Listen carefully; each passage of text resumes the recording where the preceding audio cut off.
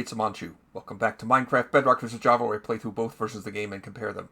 I am here in the Java Edition Skyblock world now. I have just finished building a trading hall. I'd already built one in Bedrock Edition, essentially, when I built the iron farm. But now I've built one also in Java Edition. And I guess I could start off by showing that in a time lapse.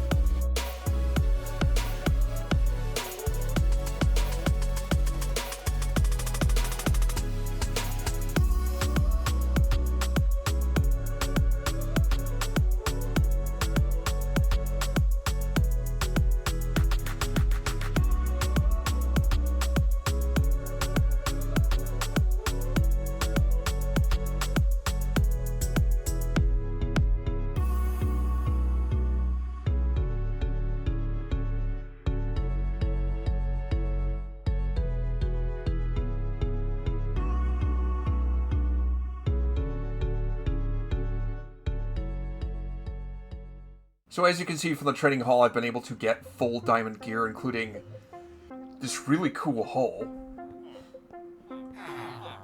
I've got a total of, 28 villagers in here? No, I think 32. It's a lot of villagers I've got in here, and including many, many librarians. And I'm probably going to want more librarians in the future. In the Java Edition version of Skyblock, I don't have actual diamonds. I don't have access to diamonds. So I couldn't make an enchanting table. The only way I'm going to enchant stuff is with the help of these librarians. And with the help of these librarians, I got this really cool diamond hoe, which is awesome. Not all my gear is as well enchanted. I did, however, I think I might have got this from the mob farm. It's a pretty cool sword, which I then repaired. I've also managed to get Silk Touch on this diamond pick. The toolsmith does not sell Silk Touch diamond picks, but I have a librarian that sells Silk Touch, so let's see, what does he sell? Efficiency 2. Yeah. But since I have a diamond pick with Silk Touch, I have a cleric villager I was able to buy some ender pearls from. I can make ender chests. So I convert the blaze rod into blaze powder, make blaze powder and ender pearls into eyes of ender, and then take this obsidian that I was able to mine from that extra portal in the nether. I was able to just get enough obsidian to make 2 ender chests, which is going to be really helpful to me. I can put one of these ender chests to start with back at my main storage area, and I'll take the other one with me. But now that I have a trading hall, it's not really operating at full capacity. I haven't given jobs to everybody there yet, and I really want to turn them into zombies and cure them to get really good discounts. But to do that, I need to make golden apples, and I don't have that much gold. I have enough gold to make like 1 golden apple. I need a gold farm. I need to supply myself with a steady amount of gold so that I can make lots of golden apples, so I can barter with piglins. I need gold. So, that's what I'm going to do today. I'm going to make a gold farm in Java Edition and in Bedrock Edition. Skyblock. It's just a matter of what materials am I going to need to make it. Alright, hopefully I didn't forget anything. You can see this nether portal. It originally had 2 blocks of obsidian there and 2 there. I broke those 2 blocks, and I broke down the portal that was here, and that gave me exactly 16 obsidian. Now, where am I going to build this gold farm? It should be in the nether, and it should be probably as low as I can make it, because building the spawning platform for the Ziglins at the bottom of the world is going to be more efficient. But to get down all the way to the void, all the way to the bottom of the world, it's not going to be easy to do here. Well, there's a couple ways you can do it. One way would be to use the crimson vines, I think they're called weeping vines, and grow them down to the bottom of the world and then climb down those. But that is... There's a magma cube that spawned over there. I'm not sure where that came from.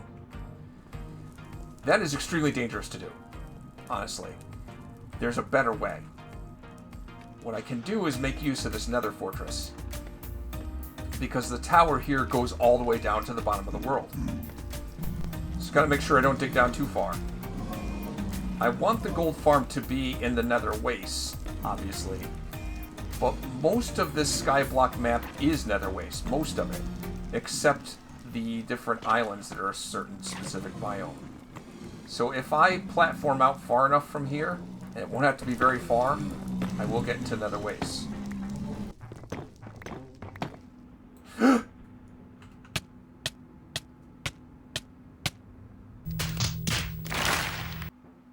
Oops. Okay. That kind of blows. I was holding a lot of valuable things. But nothing in Skyblock is replaceable, especially now that I have villagers. I'll come back from this. It's just going to take a little time. Unfortunately, I had the ender chest on me, and I'm not going to be able to get another one. I guess I got that ender chest. Alright. I'm going to come back to this in a little bit. Oh, I was being so clever. Just dig down to the bottom of the world, I said. No problem. And I did. And I dug one too far. Let's see if I can avoid dying this time. Let's see if I can.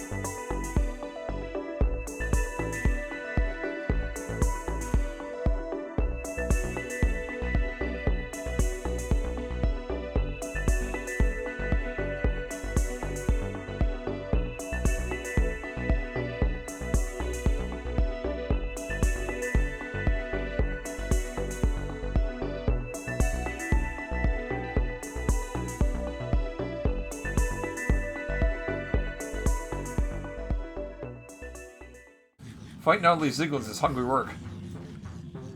This is just ridiculous how many Ziglins are coming in here. I wasn't sure how big of a platform to make. What I had planned to build was about 4 times the size. but no, this is working good. The only thing that could make it work better is if I had a better sword. This is Smite 3. I could use Sweeping Edge on my sword, and I do have a librarian that sells enchanting books of Sweeping Edge 3. What did I get? Oh, there's a golden sword of Sweeping Edge 3. Hang on, let me convert all these things to gold ingots and see what I got out of it. Alright, I've tried to sort things out a little bit, and this is what I've got. All this rotten flesh, these gold nuggets and gold ingots. I should be able to make a few apples out of that. And I also have more swords that I'm smelting away right now. These guys just keep coming. This is incredible. Incredible. So I'll keep at this for a little longer, and eventually I'm going to have to leave because my sword's going to run out of durability. Unless I want to rely on golden swords. Then I'll go over to the Bedrock world and make a gold farm there. I have a feeling it's not going to be nearly this good. Okay, now I am in the Bedrock world, Bedrock Skyblock world, and no, I'm not going to build a gold farm in the Nether. That would be silly. The mob spawn rates I was getting in the Java Edition version were crazy, and it was so simple to build.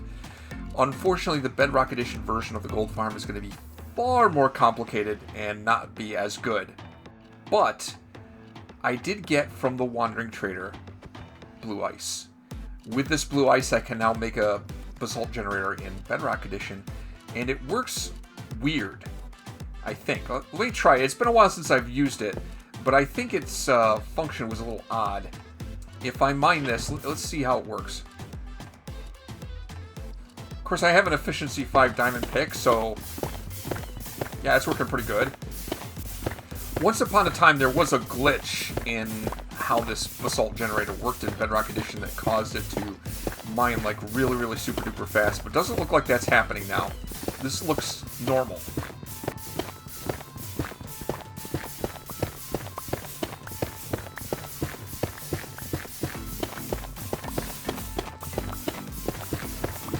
Oh, this is what I was wondering if it was going to happen.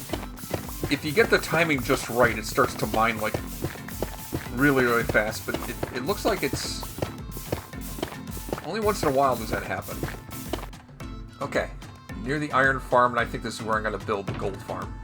And I think between this chest and all of this basalt that I've collected, I should have everything I need to start building it. It's going to be same concept as gold farm that I built in the past.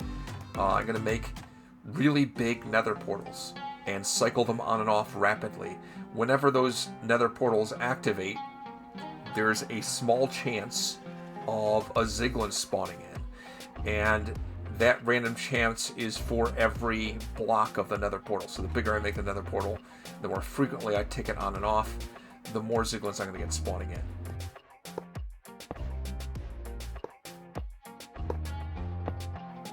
Alright, so from 65, I want to go up to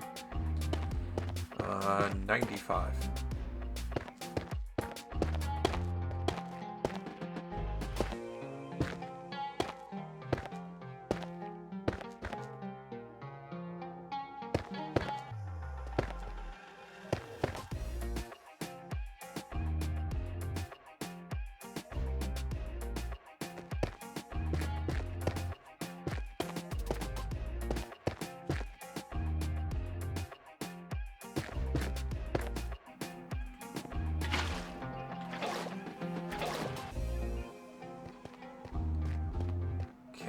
Built this right, that water will wash all the way down to the edge, not go over. Perfect.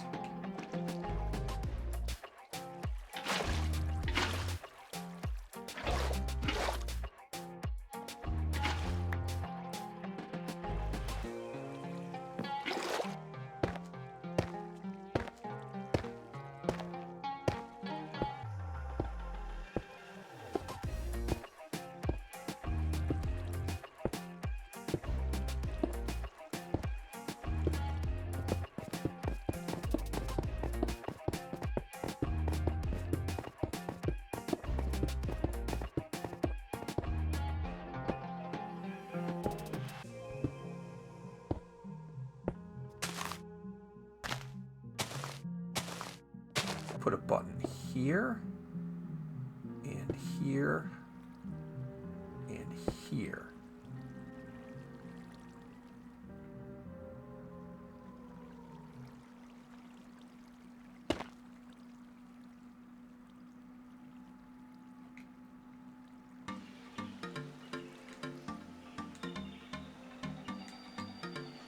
Dispenser goes here facing this way.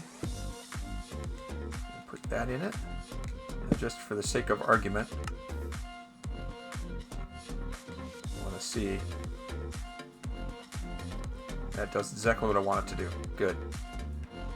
I struggled for a long time trying to figure out how to do this.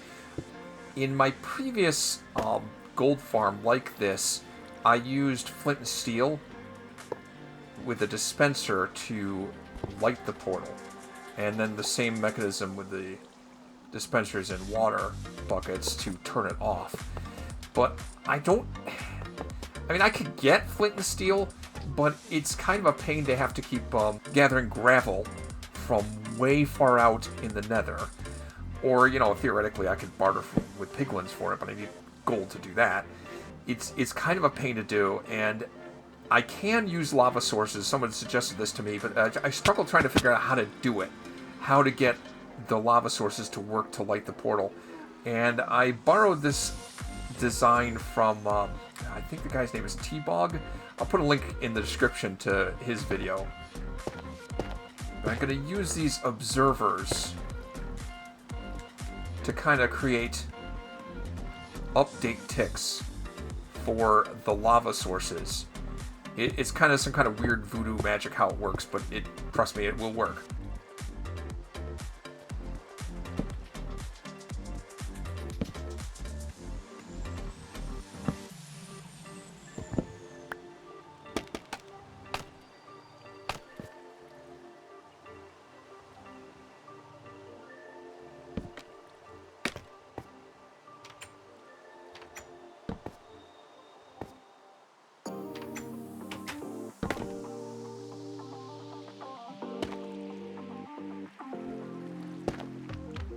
Sign here. Sign here. Okay, let's see if this works. Put a lava source here. And here. And here. And I think this will work. That redstone torch on top is just kind of decorative, really. It's intended to show me that the observers are doing something. They keep like setting each other off and cycling back and forth. That causes these lava sources to, their blocks to update, I guess. And that causes the potential for a fire to start, which will potentially light this portal. I think that's how that works. I have buttons here to keep the lava from flowing out any direction. The signs and the trapdoors are types of items that are flammable, in theory, but won't burn up. They'll just catch fire. I think if I turn this on and start cycling this, it should start lighting. There we go. And it is working. It's working pretty consistently. I can mess around a little bit with the timing of that circuit cycling it, but it's pretty good. So I just need to build that contraption for the other two portals and figure out some way to turn this system off. Because I can't depend on having this water source flowing out on all three portals at once. It'd be tough to time that. Alright, everything's set. Now, this took a while to put together, but how this works is Ziglins have a rare chance to spawn in whenever a portal is activated. And that chance is for every block of the portal. So I'm making these portals as big as humanly possible. 23 blocks on a side is as big as they can be. I'm deactivating the portals with these dispensers here, these water dispensers. In fact, if I turn these on, I can do that right now. You see those dispensers of water buckets are like dispensing the water, and that will turn the portals off once they activate. Right now I have these pistons extended through the area where the portal would be. That prevents the portals from turning on right now. So I activate that to be able to cycle the portals off. Now over here, this mechanism, which I didn't come up with myself, I got from a guy, I think his name is TBOGG. I'll try to find a link to put in the description of this video. I couldn't figure out how to do lava sources to turn on a portal. I knew it was possible to do, but I hadn't done it before. This works actually pretty effectively, and it avoids having to collect a lot of gravel and make flint, so I can make a crap ton of flint and steel. This will just be permanent. So it looks like everything's set. Now I got this cycling. I pull those two levers to retract the pistons, and this thing should be active. The Ziglins will always spawn on the same side of the portal, and I have coordinates up now so you can see. The side that they appear on is going to be in the positive X or positive Z directions. This portal here is at X194. They'll spawn on block X195, so it's on this side of the portal. That's how I knew where to put all the mechanisms. It's always the positive X or positive Z direction. Now, switch these switches, and the portals will start working. And there go the Ziglins. I didn't have a trident, so I didn't make a trident killer. I'm going to rely on fall damage to kill all these Ziglins. It means, despite the fact that I'm getting a lot of Ziglins, I'm not going to get nearly the productivity out of it that I got out of the Java Edition version, which the Java Edition farm is so much simpler to make. It's just a platform, really, and a safe area where I can swing at the Ziglins with a looting sword. I don't think this will be quite as, I don't know what the word is, efficient as the Java Edition version. It's not going to give me as much gold, but it should still give me a sufficient amount of gold. And I can just AFK here. I don't have to, like, participate. I can just sit around AFK, and this thing will work. I hear the sounds of lots of Ziglin deaths.